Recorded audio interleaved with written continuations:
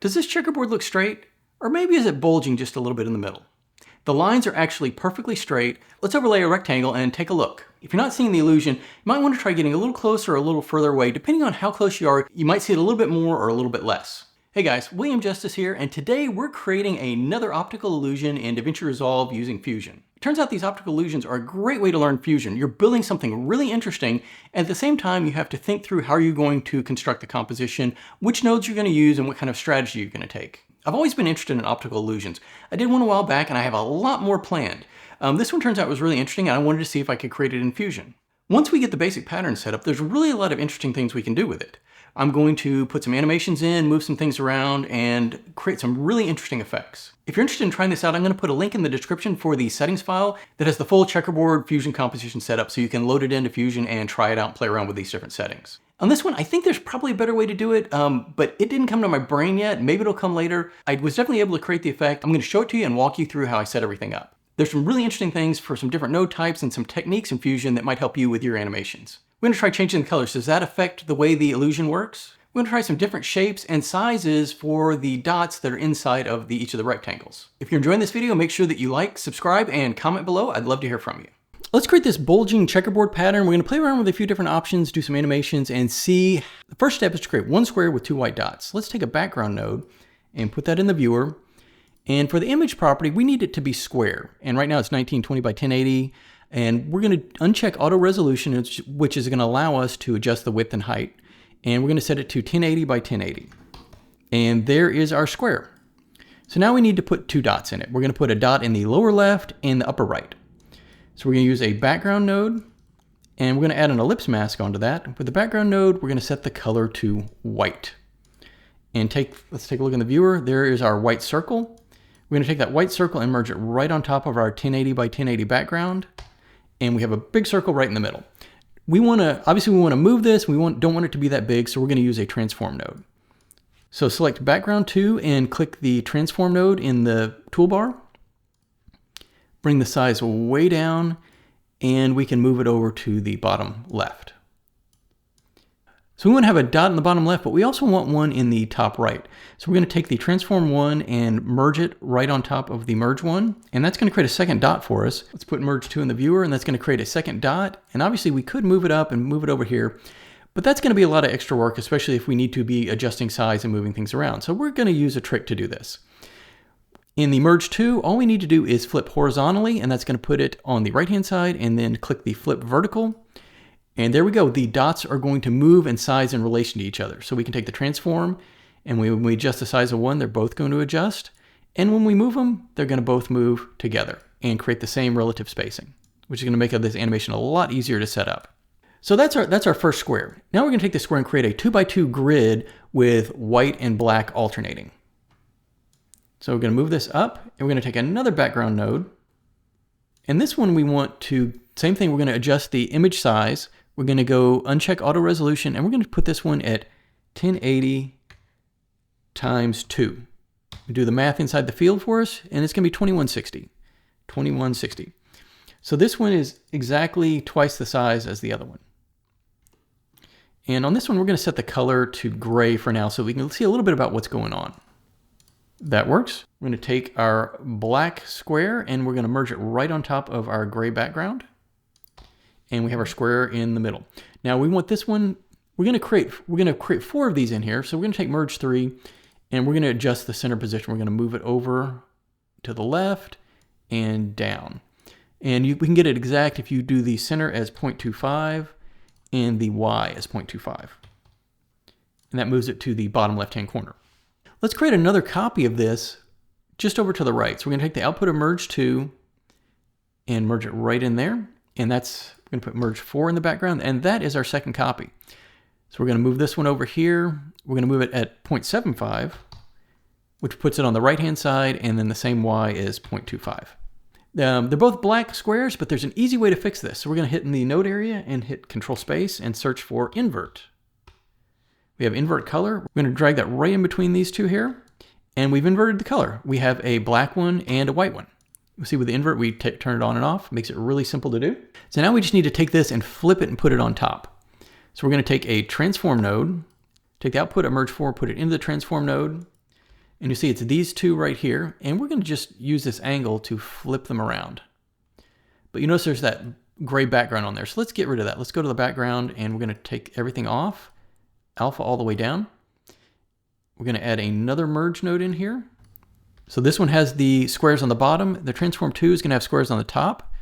I'm going to merge that right on top of there. Let's take a look. So now we have, with the transform 2, we can just rotate it around.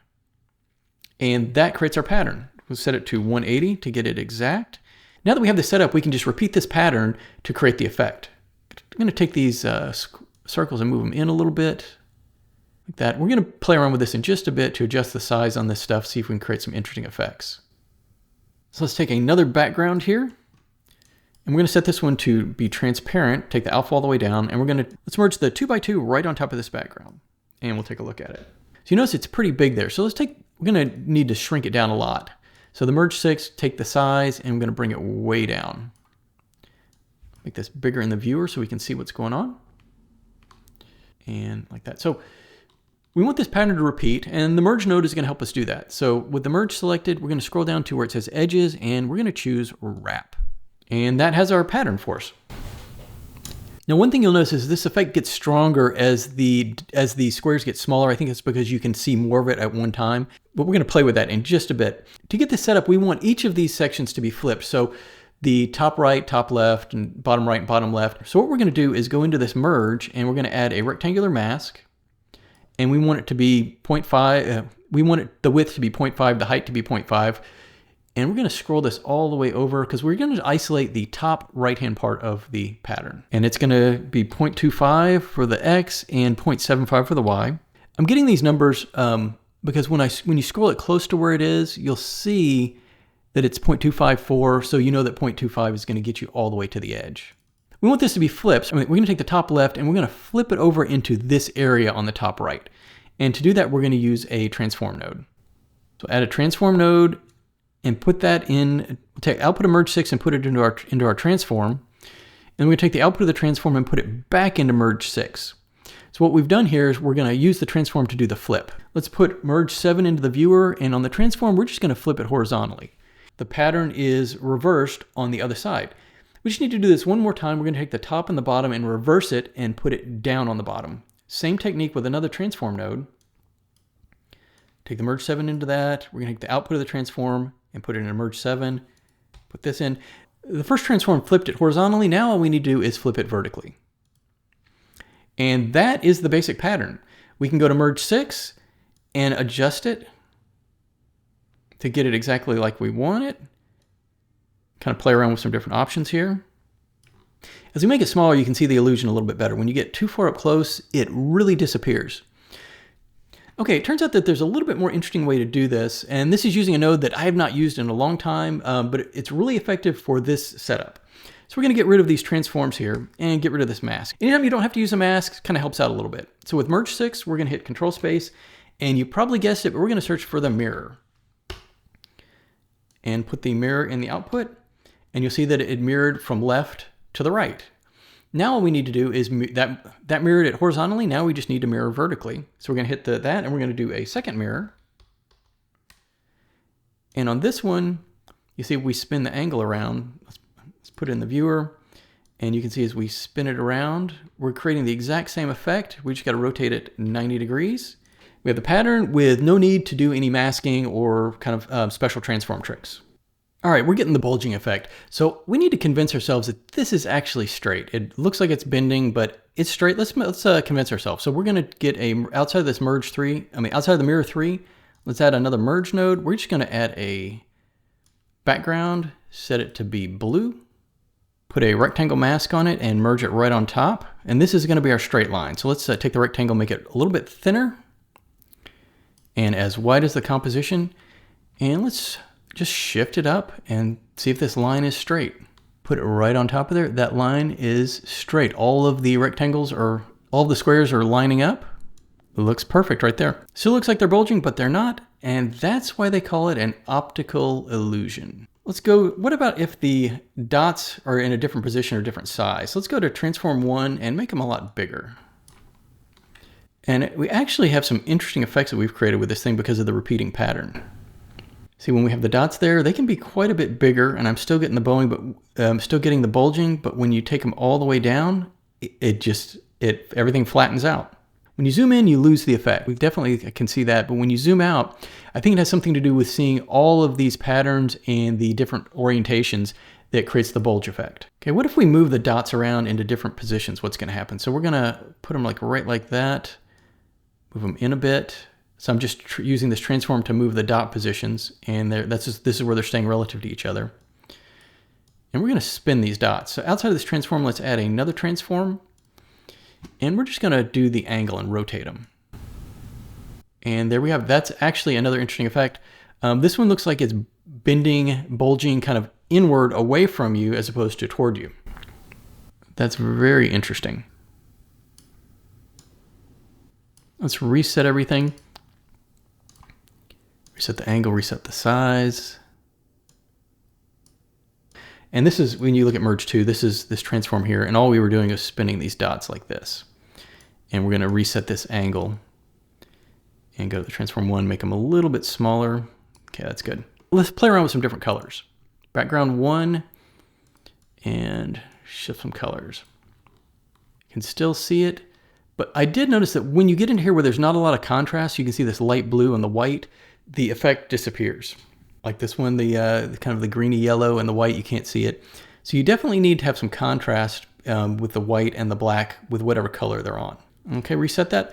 All right, what about shape? What about the shape? What if it's actually these circles in here that are causing the lines to look like they're bending? What if we put squares in there so everything is squared up? Are we still gonna have the illusion? Let's go to our merge 2, and we're seeing our main square. I'm gonna disconnect the ellipse and put in a rectangle mask. And let's just size this up. Okay, so we have squares. So the whole animation is gonna just be all right angles and squares. Let's see if we get the bulging effect. And it's still there for me. I still see the bulging. Okay, so it looks like just having something in that corner, whether it's a square or not, is creating the illusion. What if we put like a star in there? Let's put a shape in there. So we'll disconnect this ellipse and hit Control Space, and we're gonna search for S star. This is a shape node. We're gonna hit Control Space and search for S render. It's gonna make our star for us. I like the 5-pointed star, so we're gonna go to the star and set points to 5. And take the star and put it right on top of the background. And take a look at what we have. So we got our 2 stars in there. And let's take a look at the full pattern. And the same thing, we get the bowing. I think I need to make it a little bit bigger here. Go to the transform and bump up the star size. I still get the bulging pattern. Been pretty interesting here. I'm going to see if I can make something even more interesting out of this with some kind of an animation. Thanks so much for watching. Make sure you comment below and let me know what you think. If you're interested in more of these optical illusions, click the link for the circle animation that I did, and I'm going to be doing a lot more over time. Okay guys, I'll talk to you soon.